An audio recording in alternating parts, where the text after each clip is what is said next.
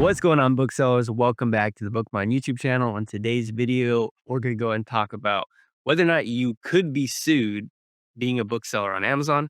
And we're also going to talk about why in different videos you might think that we're contradictory in terms of the advice that we give to people who are at different levels of their bookselling journey, like whether you're a novice, a beginner, or an advanced bookseller.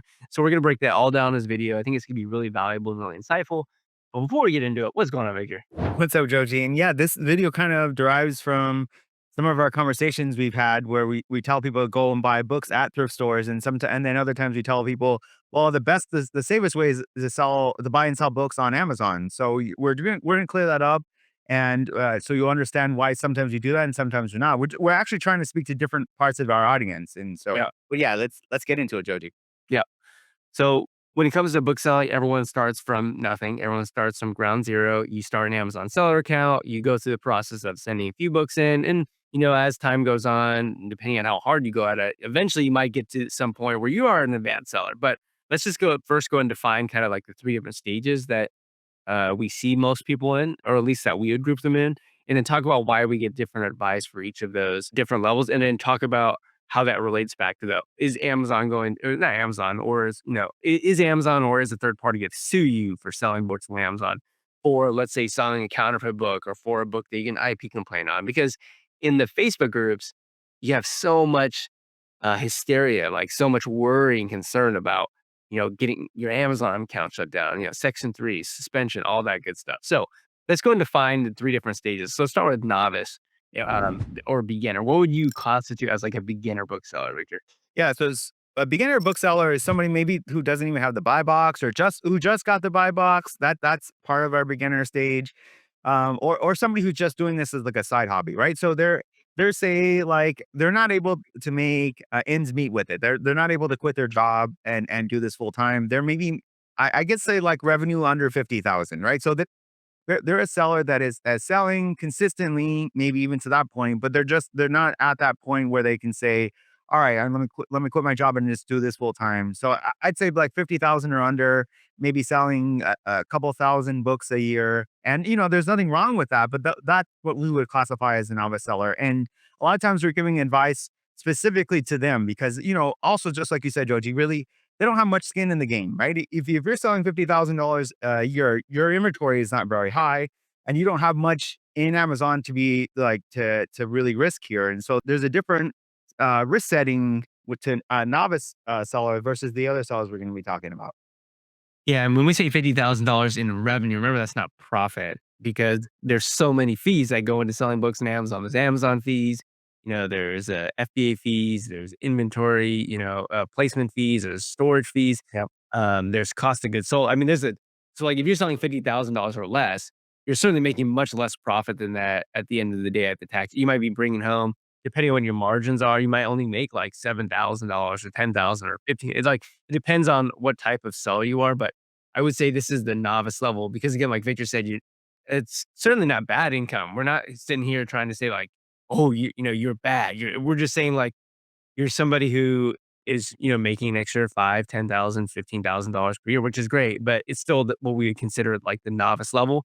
And so the advice we have for that group is going to be way different than the intermediate and advanced group, which again, we'll talk about that in a second. So let's go to intermediate. I would say an intermediate bookseller is someone who can consistently and pretty easily go over $50,000 in revenue, probably like up to $100,000 in revenue. So maybe you haven't cracked the, six figure per year revenue, but again, this isn't when we talk about these levels, it's much less about time, like how many years you've been selling. It's much more about like how much you're able to consistently sell because it indicates like how often are you sourcing, how good are you at sourcing, how well do you understand, the types of books you should be buying versus the books you shouldn't be buying, right? So in that intermediate range, now our advice would change a little bit. And again, we'll talk about what that advice is, but we're just kind of defining these levels. So, Yeah. well, yeah, what would you then consider is like the advanced bookseller or becoming advanced? Well, I think what you really covered that really well there, Joji. So what we're really looking at is how much you're selling per year, right? Not necessarily how many years you've been doing it. So like if you're selling under 50,000 per year, we're still thinking of you as a novice seller. And there's nothing wrong with that. We're just telling you that like there's just different advice and well put in the intermediate. I think the advanced seller is somebody who is consistently selling over $100,000 a year. and this seller has like plans in place. They know without really having to think about it that next year they're definitely going to be selling over $100,000 a year. I consider both me and Joji at that level. There's almost nothing that could happen to us that we wouldn't sell again another $100,000 next year and the year after that, because we have the systems in place to do that. And so that's an advanced seller. And again, at all three levels, we have different advice for each one. Yeah. So let's start off with the beginners or the novice. And again, we're going to apply it back to will you get sued if you sell on Amazon? And we'll talk about the different risk profiles of each of these different types of sellers. So when it comes to like the first thing we should talk about is okay, well, who could potentially sue you? Right? The organization or the company that's going to sue you is going to be the one at which, like, it'd probably be like a large textbook publisher company, or it's going to be somebody who's seeking damages, right? And so Right. in the beginning phase, you're probably thrifting books, so that's how you probably learned how to sell books in Amazon. It's like, oh, go out to the thrift store, go library sell, buy the book for $1 or $2 and flip it on Amazon for 18 or $20 and make money like that, right? But again, if you're doing less than 50,000 in revenue, you don't really have too many books in inventory. And so from the perspective of a law firm or the perspective of a textbook company, why would it not really be in their best interest or worth their time to want to sue you?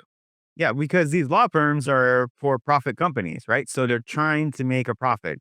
So if they're trying to sue you for damages and your whole base of your company is worth $20,000, that if they're able to extract 5,000 of that, that's not valuable to them, right? Because they're going to have to still file a lot of paperwork. There's a lot of fees to it. There's a lot of time they have to have. They're not going to come after you for such small amounts of money. And that's why at that lower level, there's just not much risk that they're wanting to come after you versus those higher levels, right, Joji? Yeah. So when you think about when we think about our risk tolerance, like if we go back to when we were in that stage as a bookseller, because everyone was at some point in that stage, no matter, Right. some people are in it for shorter periods than others because some people are, go 100%. And so they go from novice to intermediate like quickly within a couple months. And other people drag their feet and they're there for, year 10, they're still in that, right? So it's different for everyone, but you don't really have too much to risk because if you are thrifting a book and you don't have a quote legitimate invoice, a legitimate receipt, like what do you have to lose? I mean, if you have 400 or 500 books in inventory and they're only having an average selling price of 17 or $18, like there's not really much for you to lose in terms of assets, right? You may have only spent $1 to $5 in each of those books. So there's not really much for you to lose. You're also not really making that much money. You might be making like eight or $10,000 per year, and so you're only risking about that level of income per year. So it's like you're not really risking any assets, you're not really risking that much income. So I wouldn't be so worried as a lot of people are, especially the novices are, when it comes to like, oh, I don't have an invoice for this, or I'm not going to sell any textbooks. I'm not going because I could get shut down. It's just like you have to understand that there's really not much you're risking at that Yeah. level. No, good point, Joji. Like if somebody who has like 500 books in stock and they got them all thrifted and they bought them for $1 to $3 and the cost of the shipping and everything like that, they're all at Amazon for $3 a book. At most you're going to lose is $1,500, right? Yeah. So that's just not that same kind of concern as those higher level sellers, right? The sellers who have a lot of inventory that it's just so much more risky for them to sell a possible counterfeit book than somebody who's just starting out, who's an alpha seller. So I want to be clear. Our advice here is not to do illegal things. It's not to Yeah. willingly and knowingly sell counterfeit books. That's absolutely not what we're saying. We're saying just relax. Understand that you're in the beginning phase of a startup business. You don't even really know if this thing works because you haven't really got to that level to be like, okay, yeah, this is a sizable income. This is Mm. actually changing my life. So in the beginning, what we'd say is, yeah, do your best to make sure that you're sending books that are not counterfeit. Like, obviously, check textbooks, like especially if you still physically have them, and you're physically touching them, which you probably are because you're not at a prep center yet. And use the Bookstore counterfeit calculators to as a seat belt, right? Remember, seat belts don't save everyone's lives, but they save a lot of people's lives. So, Yep. when you scan a book when you put the ISBN into the Bookstore counterfeit probability check, and it says highly likely to be counterfeit, Uh, I would say probably don't sell that book. But Even if you're a novice seller, do not sell that book. Right. Yes. but if it says unlikely to be counterfeit, I wouldn't sit there and go, "I don't know, it's a textbook Yeah. and it's from Pearson and Pearson," it's just like you just gotta get you gotta get the wheels moving, like, you don't have enough momentum yet, and you're not really at the point to be worrying about it at that point. It's like, get yourself up to the next level. And once you're at the next level, then you can sit back and go, you have a little bit more perspective. You go, okay, wow, now I'm actually building some assets here. I actually am making some decent income. Now I need to think about being a little bit, maybe even more safe. So in the beginning, we're saying go all out. See if this thing actually works for you. I mean, if you're thrifting books, great. Go thrift books, go do, a free book pickups, go buy textbooks off of Facebook Marketplace. Like, again, you have very, very little to lose, right? Like in terms of the reward potential is way higher than the risk potential. As you move to intermediate advanced, then it shifts the other way where the risk reward is actually can go the other way where the risk is very high and the reward is very low, right? Right. So Exactly. let's move on to the intermediate phase, 50,000 to 100,000. So Yep. we can say that these people are starting to figure out a recipe for success. They're starting to figure out systems. They kind of are starting to understand what is needed in order to get to that level, right? And this is where I think you have a business decision with where you want to, what you want to do and what you want from your Amazon business as you move forward into the medium long term, right? By far the safest way, Victor, is Amazon flips. Amazon because you have an invoice, right? Right, right, right. So if you ever do have a problem, Without question. yeah, Right. there you Yep. and a lot of people go, "Well, what if Amazon doesn't accept the invoice?" Or, you're buying it from a used seller on Amazon, it's a third party, y remember that there's nothing that's 100% safe. It is just the safest, right? So, like, we're saying it's like the safest vehicle that you can take going forward, right? So, our advice at this level is ask yourself, what is it that you want from your business? You just wanna make an extra, $25,000 a year and just pad your lifestyle and just make sure that, Yep. you can live a little bit easier and that's all you want, in which case that's great. Just keep doing what you're doing. Or is it like, I actually wanna really scale this thing. I wanna quit my job and I wanna make over, 80,000 or $100,000 long term. I'm not there, but long term, I wanna do that.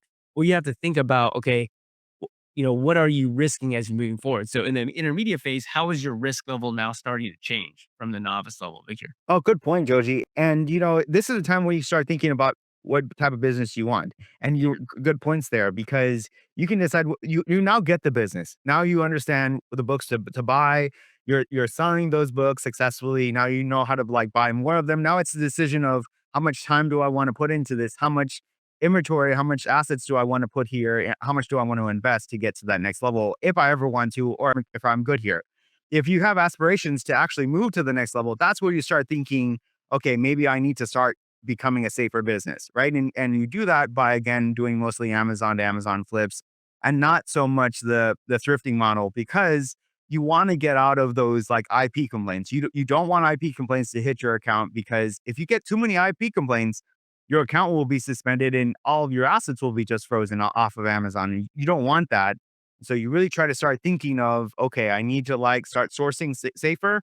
And because you have that much inventory, you'll know, okay, this is my really safe inventory. This is the ones that maybe I need to stop sourcing from, right? And start focusing on the safer options here. And like another good point here is we're not just saying that we've heard other people get out of IP complaints by buying Amazon flips.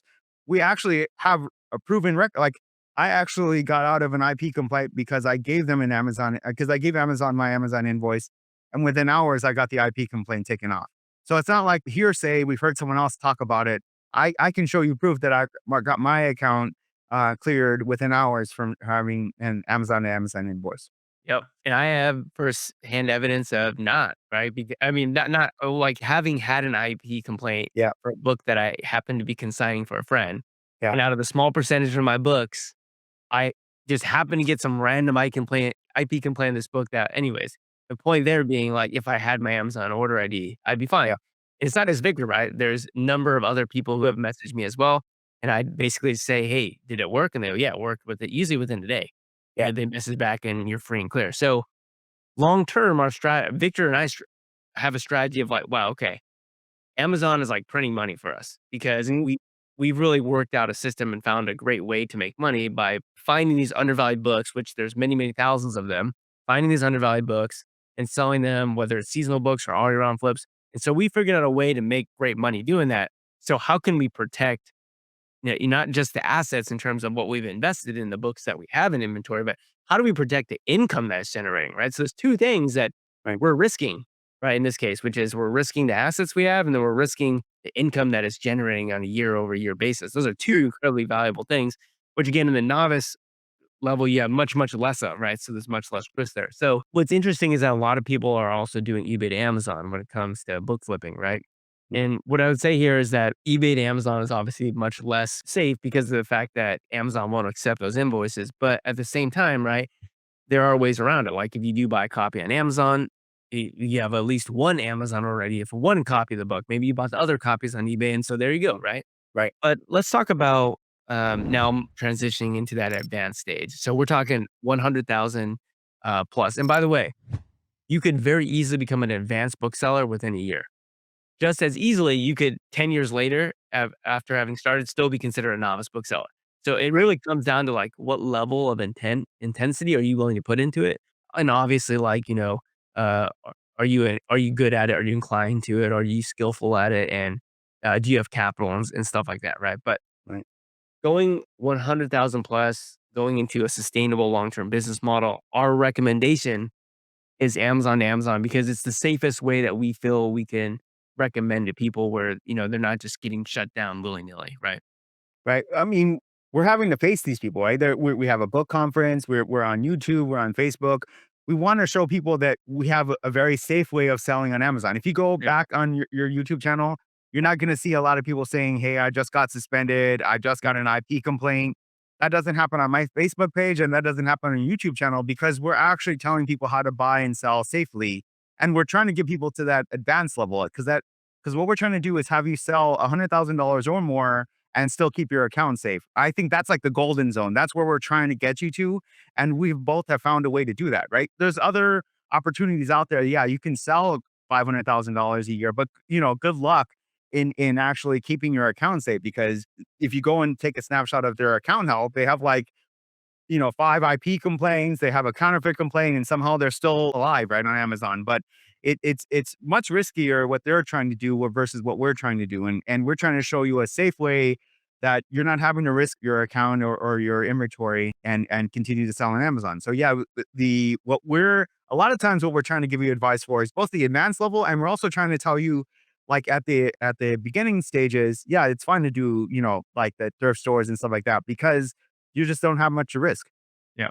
So to conclude as quickly as possible, Yeah, when you're a novice selling under 50,000, don't willfully sell counterfeit books, but don't worry so much, right? Do the right. thrifting game, Yep, do a free book pickups, buy books off Facebook Market, textbooks off Facebook Marketplace.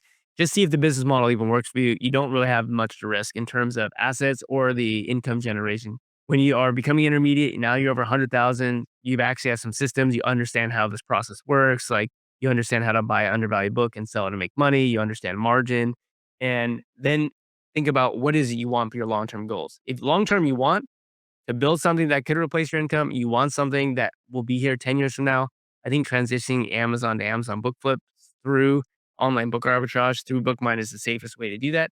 yeah, But I think what we should talk about is at the end of the day, everyone has their own risk tolerance and yeah, everyone is different. So all this to say, there's going to be people who, even at the advanced level, selling 500,000 per year, they're like, everything I buy is off eBay. And guess what?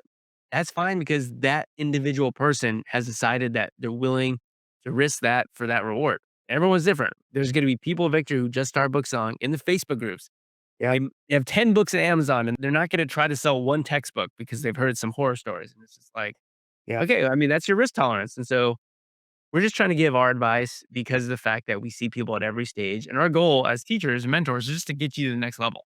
So that's what all this advice is here for. I just couldn't even if I was to have that higher risk tolerance, right? And I was buying and selling a lot of my items from thrift stores or from eBay, and let's just say I was highly successful in selling like $500,000 worth of stuff.